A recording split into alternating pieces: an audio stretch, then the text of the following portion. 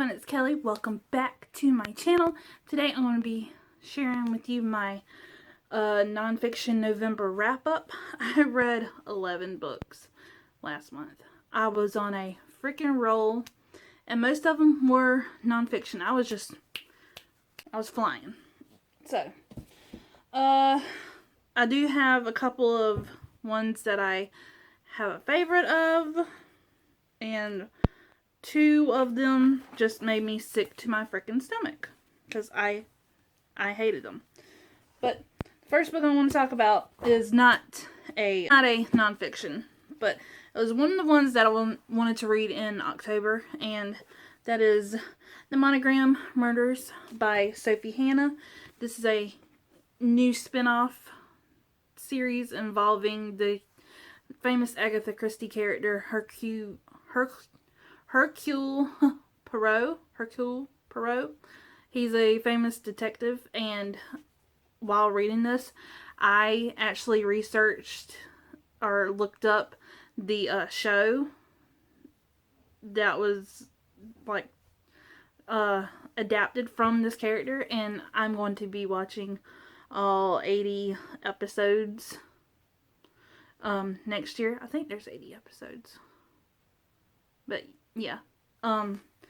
So in this one there is a murder at this famous hotel, and it's three people that know each other, but they're on 3 floors. And the detective, he's trying to be Hercule Poirot, but not. He wants to do it all by himself, but he loses the lead when Hercule Poirot takes over and just shoves him out of the way. But he's like a little puppy dog following, and he gets mad every time Hercule Poirot doesn't immediately say what's on his mind. He talks in circles and he explains every little detail. And it was me. I can't stand when people don't get straight to the point, like I'm doing now. So I'm going to read my thoughts. Reading this fried my little gray cells. And if you have read Hercule Poirot or know anything about that character, then you know he talks about his brain as the little gray cells, or he does in this book. I'm going to be reading the companion to this. I know the author is writing more books featuring Hercule Poirot, and so yeah. But my little gray cells were fried. Catchbull needs to grow a pair. That was the investigator who was following Poirot around like a little lost puppy and getting mad at every single turn. He needed to learn to pay attention. That just bugged the freaking hell out of me. I need more of Hercule Poirot, but he is also annoying because he doesn't get to the point. I ended up giving this a 5 out of 5, and I will be watching the BBC show and reading more from Sophie Hannah, and also the Agatha Christie books that brought Hercule Poirot to life. The next one I read with my youngest daughter. She is obsessed with the Phoebe and Her Unicorn series, and we read the 4th one, Razzle Dazzle Unicorn. It's just another Phoebe and Her Unicorn adventure. It's about a little girl named Phoebe and her magical unicorn, Marigold Heavenly Nostrils, and it's just great. It has a couple laughs here and there. Splendor is now a new favorite word in this household, and Phoebe is slowly growing up, and Marigold has a crush on a lake monster. Okay. It's just, you need a little quick pick-me-up or a little laugh or read something stupid, these are great. As y'all know, I am homeschooling my kids, and I read out loud to them almost every day. And so in October, we read Sammy's Alcrate Jr. book that came in her September box, and that was The Girl and the Ghost by Hannah Alcaff, and it is a own voices, thinking about a Malaysian myth or legend. The author is from Malaysia, and it's about a girl named Soraya. Her family has this monster attached to them, and it's only attached to their pure blood. And so the little girl, when the grandmother dies, the monster attaches itself to the little girl by drinking her blood, and the little girl grows up and thinking it's just a little harmless grasshopper.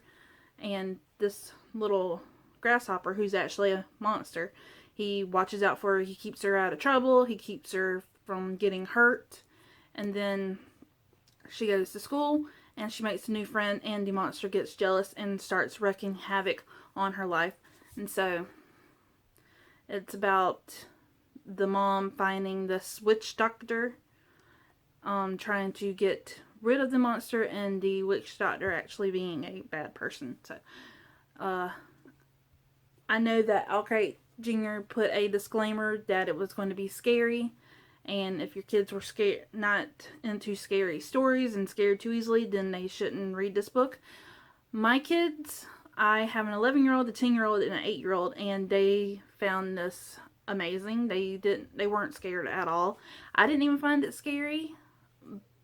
It being a legend in Malaysia, I mean, of course it's going to be scary to some, but my kids, they were fine with it, and they want more from this author in this world, from this character, by surrounding this character, especially more myths involving the what's it called? Pelicet. So yes, I ended up giving this a 5 out of 5. But this is where the nonfiction books come in. I read 13 Hours, the inside account of what really happened in Benghazi. And I read this, I finished this on November 6th. I was reading this around the time of the election. I was remembering the 2016 election and the campaigns for Hillary Clinton and Donald Trump in 2016, and they kept talking about Benghazi, and the only thing I knew about Benghazi was that some Americans died and Hillary Clinton was somehow involved, and it mentions that she was Secretary of State during this time, in Obama, and was president. But this takes place in Benghazi, Libya. It talks about the attack by I forget the terrorist. It's not ISIS, but I forget the group's name that attacked them. It was just a bunch of Libyans who were just over everything, and it was a really quick read. I was not bored. I flew through it, and the pictures it shows of the compound and the annex and the orchard, and it has the ambassador who died and the State Department computer specialist, and it has some of the stills or the screenshots of the terrorists going into the compound. It was kind of confusing at the beginning because it talks about where each thing is located, and I had a hard time picturing it, especially when I look at the pictures before I start reading to get a general idea of what things look like. But since it was involving two separate places, it was kind of confusing. I kept mixing up that the villa was at the annex and the annex was in the somewhere in the compound, and it was just yeah. And then I ended up watching a movie. It's got John Krasinski as Jack. Yes. And the movie, it's like very spot on to what how this is written. And the ending when them getting their medals and just leaving the military entirely. It was heartbreaking. I ended up giving this a 3 out of 5. This is the second book I've read by Mitchell Zukoff. I read Lost in Shangri-La by him earlier this year, and like I said, this wasn't boring. I enjoyed this more than Lost in Shangri-La. He makes it seem like a story, like the characters aren't real, or the names of the people aren't real, but they're actually real. It's very good with doing that to make you not feel bored, if you get what I'm saying. But yeah. So, if you have not seen the movie, I highly recommend, because it's an important part of American history that needs to be talked about. People need to be held accountable for not upping the security and just taking way too long and trying to cover up what they did. Like the leader, he was telling them, no, don't leave, you're not allowed to go yet. And then in the trial that there was, he said that he didn't keep them behind. That just pissed me off to no freaking end. And yeah, so it was a great book, great movie, but people need to be held accountable. The book I read, it was a graphic novel, and it's not nonfiction, but it is a memoir. And that is The Complete Mouse by, hello bird, by Art Spiegelman. This is about his dad's time in the concentration camp and in Poland. It was heartbreaking, but the art style, I absolutely hate this art style. It's all black and white. The font, hard time getting into this because it's just the text. It's all bunched together, and some of the letters you think are other letters, but they're not. It's too cluttered. The pictures are hard to keep in order, and the Vladik, his dad, Art Spiegelman's dad, I should feel sorry for him for what he had to go through in the concentration camps. But his time after and how he's portrayed in this as a tightwad and a racist. That scene where Vladik is in the car with his son and his daughter-in-law, and his daughter-in-law picks up a African American. And Vladik's like, no, he's gonna kill us, and he calls him an N-word, and his son gets all pissed, like, why would you do that after all you've been through? And then Vladik goes, it's not the same thing, don't even compare it to the Holocaust. And I'm like, it's hate. Hitler hated the Jews, you hate this black man. What's different? Nothing. You're doing the exact same thing.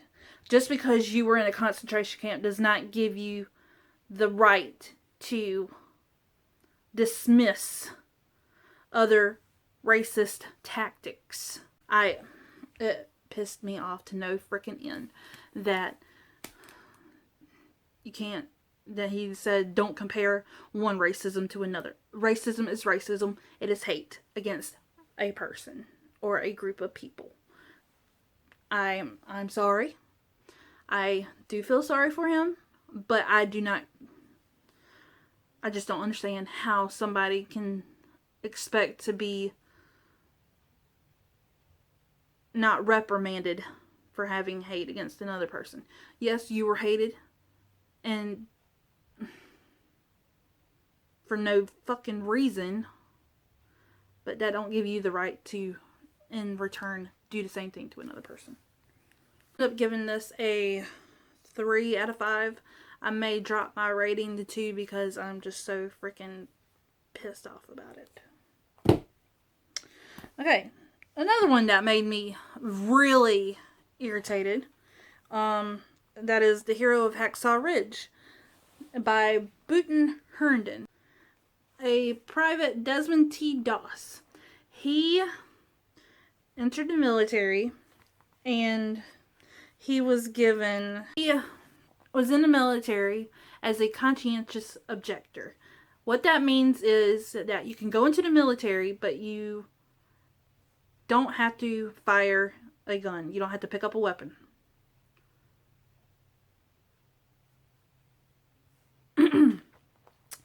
When I was in high school, I was in JROTC for 3 years.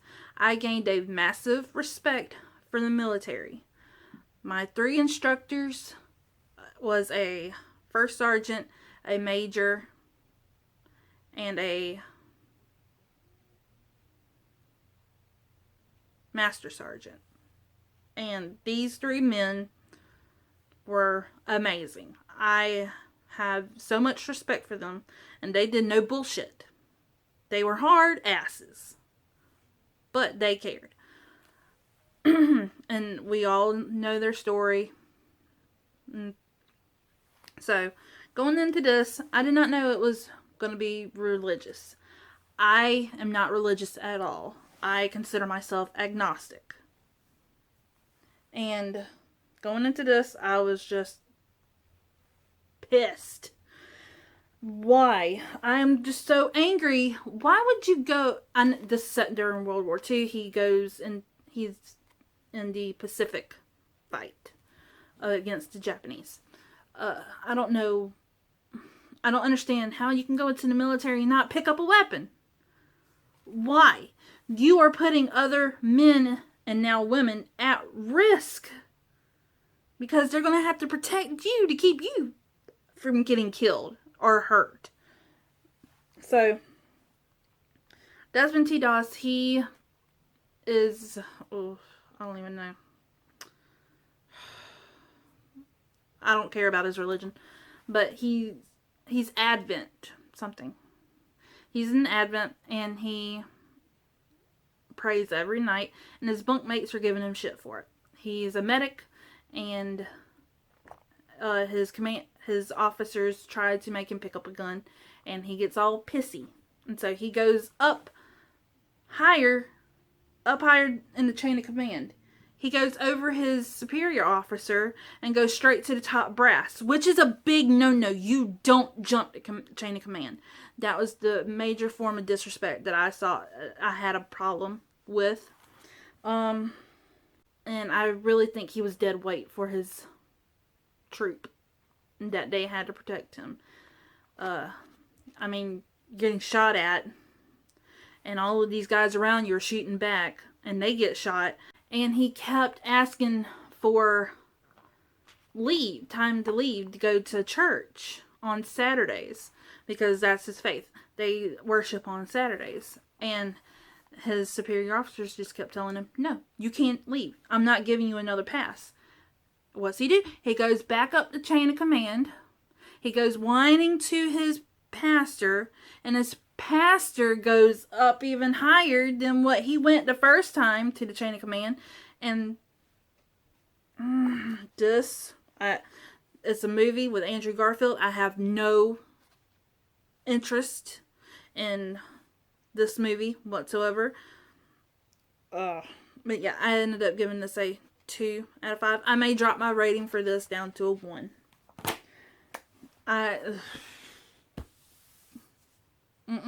No. This is one of my most disappointing books. It's probably my most hated book of this year. After I read this awful thing, I read one of my new favorite nonfiction books ever. It is called The Clancy's of Queens by Tara Clancy.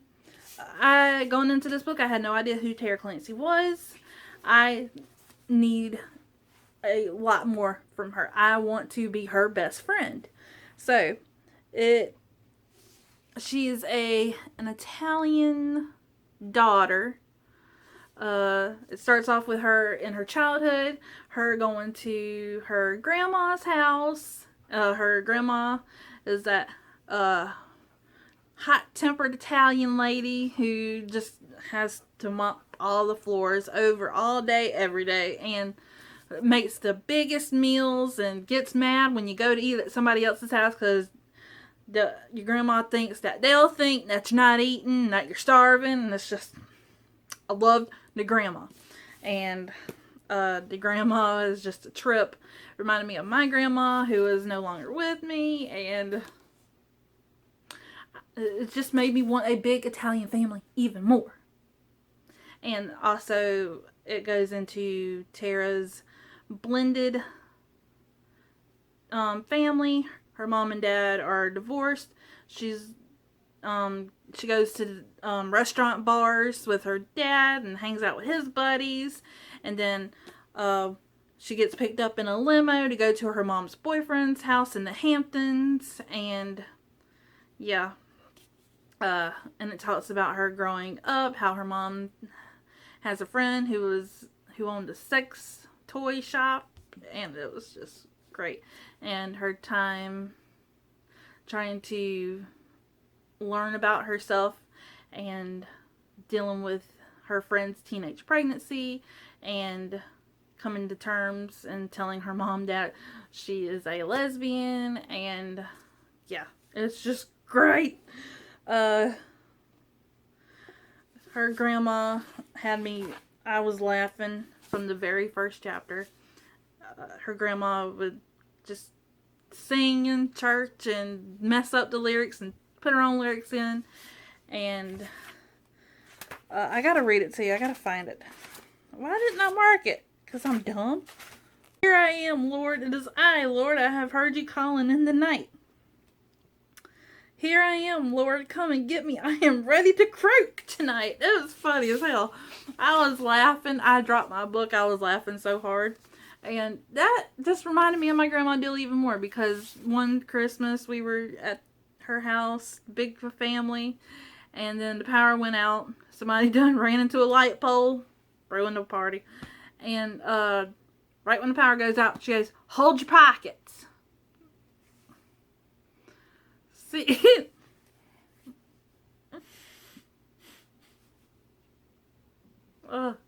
she goes, "Hold your pockets." Giving that a 5 out of 5. It's one of my most favorite books of the year.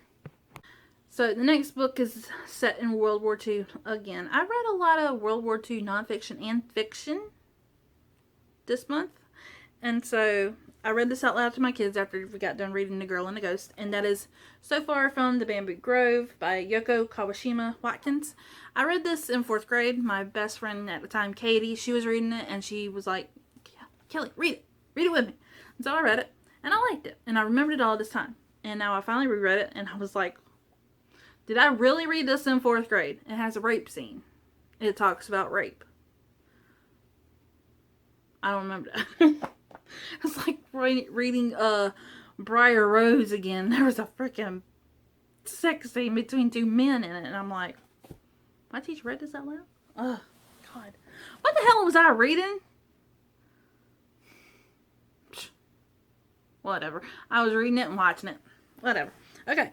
At the very beginning, the main character, Yoko, she's talking about how the United States just dropped the atomic bomb on Nagasaki and Hiroshima. And she was like, why did they do that? And I got so angry. My kids saw a different side of me. And I was like, they did it first. Japan shouldn't have dropped the bomb, shouldn't bomb Pearl Harbor and attack Pearl Harbor. You did it. You got it. You deserved it. I was hot reading this because I didn't remember. And I did not know about Pearl Harbor when I first read this book. And I was just... Doesn't condone. I was upset. I was upset that she was upset by the American bombing. And I was like, you did it first. And this takes place in South Korea, where the Japanese are occupying South Korea. And her father is a higher up in the Japanese military. And yeah. So they have to flee because the war's over. South Korea is taking back their country from the Japanese, and the Japanese are fleeing back to Japan. And so I ended up giving this a 3 out of 5. Talks about rape, talks about sexual assault. Yeah.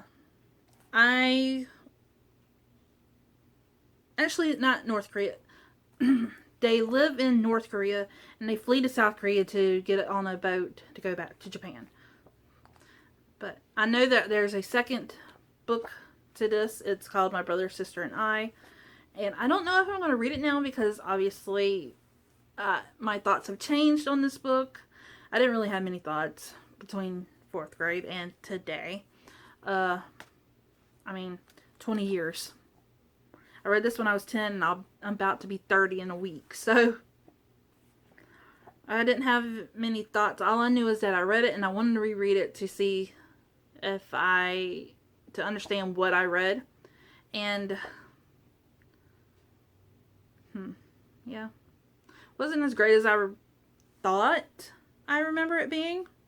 But yeah, I give it a 3. Another nonfiction that takes place during World War II and that just made me angry. It was The Rise and Fall of Charles Lindbergh. I knew nothing about Charles Lindbergh going into this book except that he was the first pilot to fly from New York to Paris over the Atlantic Ocean. And I knew that he was a Nazi sympathizer. What I did not know was that he had a criteria for finding a wife, and he also, just thinking about it makes me so damn mad. The prologue of this book sounds like Donald Trump wrote it. I think Charles Lindbergh was reincarnated into Donald Trump. It's that damn sick and disgusting. He was into science and he was helping this doctor try to keep organisms or your organs alive outside of the body. He wanted to, if you had heart failure, why couldn't you put in a mechanical heart and live forever? He wanted to do that. And so he keeps trying to make these inventions. And yeah, it was sick. He worked on mice and they had big cages of mice packed in, and he was like, yeah, strongest, survival of the fittest, the strongest and the better ones should live and all the weak people should die. That's a Nazi mindset. And he had made a checklist for what he wanted in a wife, and he found his wife, and he kept criticizing her. And then when they got married, he expected her to be his co-pilot. Like, she couldn't have a life, she couldn't do anything on her own, but be his pilot and be his backup. Like, if something happened to him, she was expected to land a plane safely. And they had a kid, and the kid ends up kidnapped, and he takes over the investigation. He believes everything that he believes every single lead, and it eventually,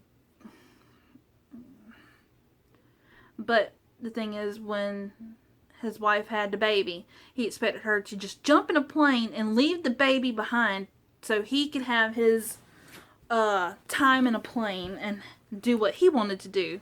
He didn't care about his children. That's another thing. His secret family's in Europe. He thought he had the best genes and the best DNA, superior DNA, and he fathered all of these children that did not know about each other. And Charles Lindbergh is a sick human being, and it's disgusting. Ultimately, he blamed science for the Holocaust. The writing, Candace Fleming did a great job of educating me on this sick human being. And yeah, that's all I gotta say about that. I ended up giving this a 2, and I will be dropping my rating down to 1. It's not the author's fault, it's just the content. Okay? It's about the subject. The next book was a nonfiction, and it was on my A to Z Global Nonfiction Challenge, and I was going to read it back in April when my daughter picked it out of the cup, and yeah, my library was closed in April, and it did not open back up until July. But that is I Am Malala by Malala Yousafzai. I hope I'm saying her last name right. But the thing is, this is a young reader's edition, and it's not the full-fledged novel that or book that she wrote at the beginning. This came out after that one for young readers, obviously. But I ended up reading it, and it's got pictures, and it talks about her wanting to, her father is a freaking saint. It's very quick read. I was so inspired by her father. She praises her father in this, and I understand why. He defied the Muslim expectation that girls are supposed to learn how to keep house and then get married at a young age and not go to school. And her father had 3, I think, schools. One was an all-girls school, one was an all-boys school, and then a high school type. And I was just, her father, bless his heart. Oh, bless him. He kept being looked down on in his community for having an all-girls school and not listening to the Taliban when they said, shut it down or you will be punished. It talks about the Taliban taking over and barring all Western influences. No TV, get rid of your TV, get rid of your radios, get rid of your DVDs, CDs, books. And it goes into detail about the school day where she was in a school bus with her friends and her classmates, and that the Taliban stopped her school bus and singled her out because she was talking. She was giving all of these public speeches about how girls needed an education and that everyone in the world should deserve an education. And the Taliban did not like that. That was a big no-no to the Taliban, and they shot her in the face to shut her up, to basically kill her. She was on the hit list, and she wakes up in England, and she's had so many surgeries, and she can't speak, and their doctors are trying to figure out has she suffered any brain damage, and yeah. So she's living in England now. She just graduated from Oxford, I think. I think she graduated this year, so yay. But yeah, I give this a 5 out of 5, mainly because her father and her story. Mainly her father, because that man is a saint, and Malala is such a beacon to everybody in the world that does not have an education. Last book I read in the month of November, it was a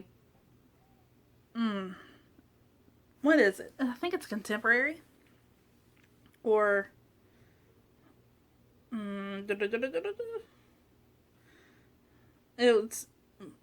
it's A Rainbow Like You by Andrea Fessenfeld, and I read this for a blog tour spot. And it is about a iconic rock star with everything to prove and a determined teen runaway with nothing to lose. So the rocker, his name's Adrian Jazzer Johnson. He is just coming back from a year of exile. He just left. He went to Mexico and stayed there for a year. He was having trouble with his bandmates. He was having trouble accepting the fact that his wife cheated on him, got pregnant, did a at-home an abortion, and they got divorced. And then he's back on tour with his bandmates. He's having trouble writing his songs, and then he finds this teenage girl named Hastings in his... She has the thing where you can see color when you sing, or you see colors. She has that. I need to put what it's called right here, because I've read another one. It's like a mango shaped space. He's colorblind. I don't know why that was even included in the story, but she can see color, or hear color.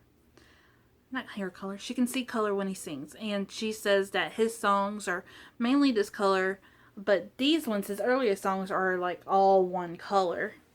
And she tries to help him write new songs based on this color, and then she dies, and I'm gonna leave it at that.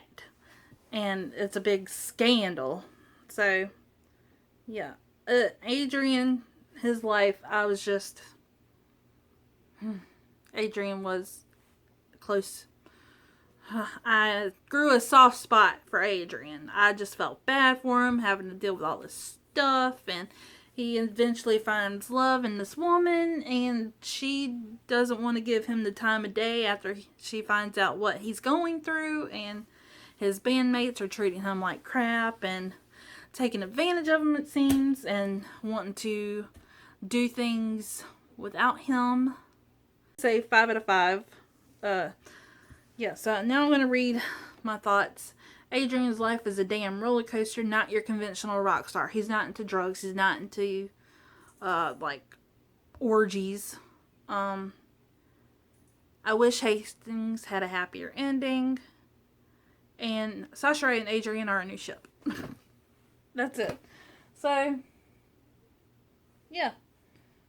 If you want to know more of my thoughts on this book, I'll link my blog down below. And yeah, those are the 11 books I read in November. That is it for my November wrap up. I hope you enjoyed. If you did, please give it a thumbs up. Hit that subscribe button. Comment down below. Have you read any of these books? What do you think about Disgusting Charles Lindbergh? Deadweight Desmond T. Doss? Have you listened to the podcast of Tara Clancy? Did you like Mouse? Have you watched the movie? Let me know down in the comments. Come chat with me. And I'll see you in my next video. Bye.